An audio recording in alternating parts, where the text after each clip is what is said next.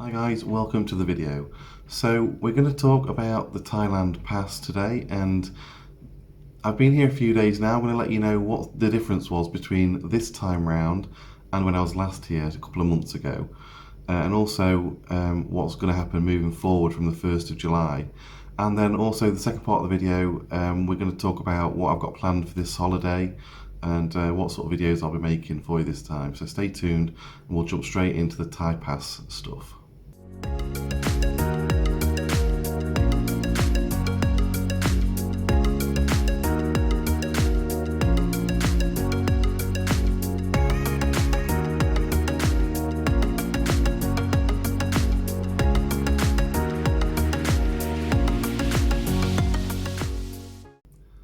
Thank you so much for joining me. So we're going to talk about the Thailand Pass.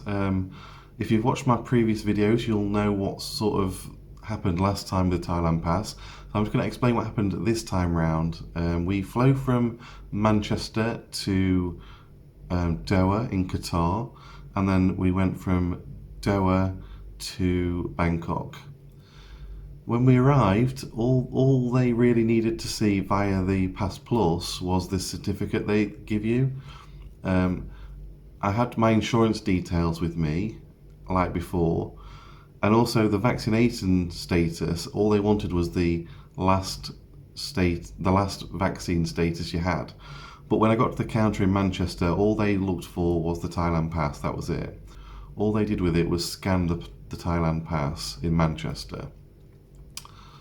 So that was it really. We went through, got on the plane.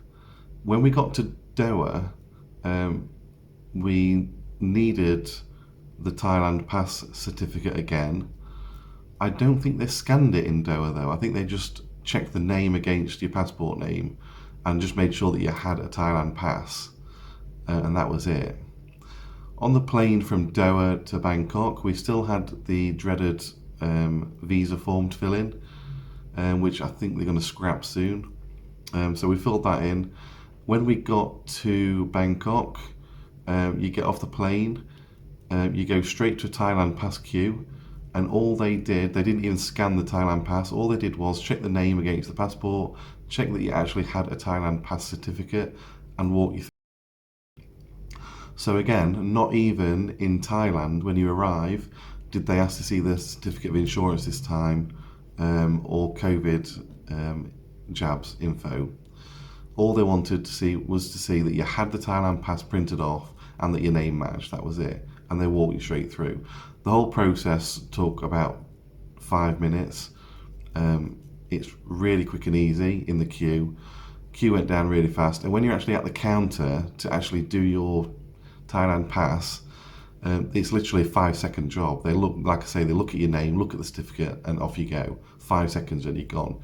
I was there 5 minutes total in that whole process. And then you go through to immigration.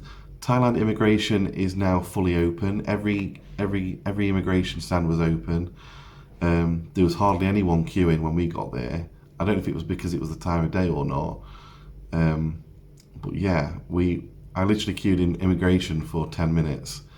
And again, they just asked me the bog standard questions. Where are you going? How long are you staying for?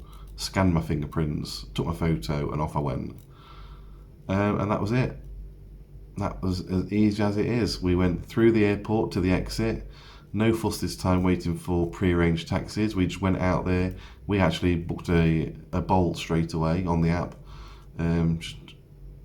Got the Bolt app up, got a car, went straight out at the airport. And then we had one night in Bangkok. And that's the Thailand Pass. Really easy compared to last time. Last time was a bit messy and a bit jumbled up, especially when you couldn't leave the airport because you needed the right transfers. That was a nightmare. But now, no vaccines, no tests, no PCR tests, no hospital visits, nothing. You literally just walk out the airport and that's it. So that's great, really. Moving forward, we have heard from the 1st of July, they're dropping everything. And I mean, they're dropping everything. They're even dropping the immigration form on the plane when you arrive, which is not COVID related. They've been doing that for many years, but just getting rid of that as well, and it's literally going to be so easy. You should always travel with insurance anyway, but you don't need the COVID insurance anymore specifically. And there's no Thailand Pass, there's no extra checks, they're dropping the mask mandate, no more masks. Bars are going to be open. Oh, by the way, if you're wondering about bars officially are open till 12 o'clock, I got told last night. But, and no one's really sticking to that now. Now it's only less than a week to go before opening times are normal. Everyone's saying stuff it, and they're doing what they want. So nightlife is back to normal right now, but it'll definitely be normal on the 1st of July as well. So yeah, everything is back to normal from the 1st of July. So there's no reason not to book to come to Thailand anymore. I think it's going to be a really busy high season. And that's the Thailand Pass. So there's nothing really to report is what I'm reporting. All you need is your Thailand Pass certificate really, and they check it at each airport, and that's about it. That's the process right now. That's what's going on right now on the ground. Whether you get some stricter person on your travel and they say, oh, can I look at your certificate of insurance or something, I don't know. But for me, for my personal experience, I was waved through all three airports really. I was waved through with just waving my Thailand Pass. So that's it. The report is nothing to report. Anyway, on to the second part of the video now. So I'm here for 2 weeks. I've been here a few days now. I've had a night in Bangkok. I've had a night in Pattaya. Had dinner with my friend Glenn at the beer garden. We went for a quick dinner and ended up staying 3 hours chatting. Caught up with my friend John. Yeah, we had a really good night. So, what are the plans? I'm only here 2 weeks this time, so I haven't got a lot of time. Tomorrow is the Pride March in Pattaya Pride.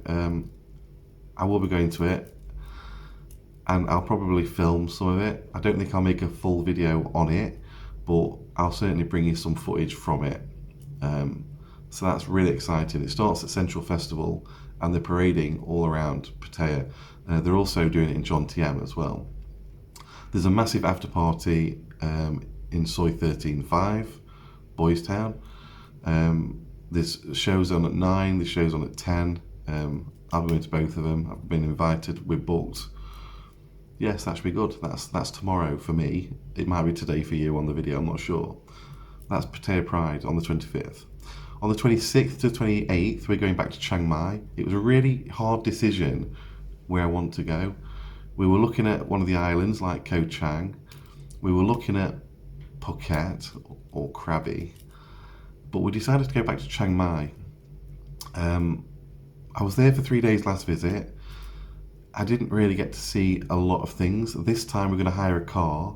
We're going to go up the mountain in Chiang Mai. We're also going to see some more temples, although those videos weren't very popular. I really enjoyed them. And also we're going to the really old temple, which I got footage of last time with Wayne, Walkabout Wayne, but I lost it due to my phone overheating. So I'm going to come back and record that for you. We're staying at the Night Bazaar Inn. This is outside the old city walls, the moat. Last time was great. Everything's pretty central really, I suppose, in Chiang Mai, but you know, the bars that I like to go on, where you've got Loi Crow Road, you know, the McDonald's crossing, you've got all that area there. Just to the left, there's a road going up as well. So the bars that we like to go to are on there. We've got Orion Bar on there, Ram Bars on there, and a few more bars might be open as well. And the hotel is actually on that road, so we are really smack bang in the middle of that Night Bazaar area. And that Loi Crow Road, McDonald's, Night Bazaar, Orion Bar. So we're also going to be hiring a car, going up the mountain. I'll make a video of that for sure. That's going to be really exciting. And I want to see, I don't know if Wayne's up for this or not. I'll let him know I'm back in Chiang Mai if he wants to meet up for another coffee. Yeah, just say hi. It's been a few months. Yeah, I'd love to say hi. So Wayne, if you're watching, I'm back in Chiang Mai in a few days. If you want to meet up, let me know. How much does the trip cost to Chiang Mai this time? Well, for 2 people, for 3 days in Chiang Mai, travelling from Bangkok, flying from Bangkok to Chiang Mai, it's £175. So under £200 for 2 people. That's a pretty good bargain, I think. The flight's about the same again, about 50 minutes an hour. The round trip, the trip from start to finish will be possibly 5 hours or less, even maybe. So that's Chiang Mai. Later on in the week, towards the end of my holiday, Alcazar Cabaret reopens again. I've been invited to go there. There's a big group of about 10 or 12 of us again. So we'll be going to Alcazar Cabaret. I don't know if I'll be able to film any of that, to be honest, but I'll certainly try and get some footage again of it. It won't be a dedicated video, but there'll be some footage of it, so I'll make sure I get some for you. And also, we might go to Nom Nook. Yeah, I've never been there. It's one of the staple things to go and see, I suppose, isn't it, in Pattaya? I've been coming for 10 years and I've never been to Nom Nook. So I might go there as well, make a video. And then it's about time to go home after that. That's the holiday. So yeah, it's certainly jam-packed. I'm not sat around doing nothing. It's 14 days well spent. In terms of the future, this is really exciting for me. Okay, I want to be coming back all of November and all of January for the month. I've been looking on Airbnb. Now, I can come back to Pattaya in November for the month for about £250 a month for the accommodation. That's really good. That's really cheap. I feel a bit guilty because I always stay in my friend's hotel and he always does a really good deal for us. It's a cracking price. I enjoy staying here, but the temptation to drink where I am, I'm just around so many bars and I won't be coming back on a drinking holiday if I'm coming back for a month. I'm coming back to see what it's like to live here for a month. And being smack bang in the middle of everything is really not good for my temptation. And also, although he does an amazing price for me, which I'm so grateful for, it's still a lot of money to pay for a month in a normal hotel. When I could pay a quarter of the price, 25% of the price in an Airbnb. And plus, on top of that, I'd like to get the experience of going through the Airbnb system in Pattaya. You know, going for the, booking it, going there, living, unaided. You're not in a hotel. You're not getting service every morning. You're not getting changed.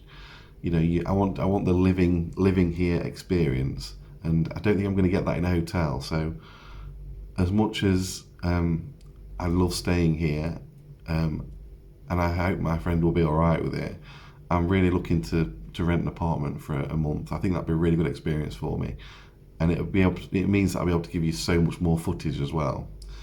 I'm trying to find somewhere with a pool and gym, because if I'm going to be here for a month, I'm going to try and lose some weight. And also, there's a possibility I could go to Chiang Mai as well. Chiang Mai prices are about the same, 200 to 250 for a month. I've just got the extra plane ticket, which is about an extra £60-70, which is not bad. So I could go to Chiang Mai as well. Or I could do 1 month in Pattaya, 1 month in Chiang Mai. I could do 2 months in Chiang Mai, 2 months in Pattaya, the November and January. So anyway, that's far in the future. Well, not too far, but yeah. Right now I'm concentrating on this holiday. Lots to do, lots to record, lots to bring you. Thanks for watching. That's the end of the video. I'll catch you on the next one. Thanks.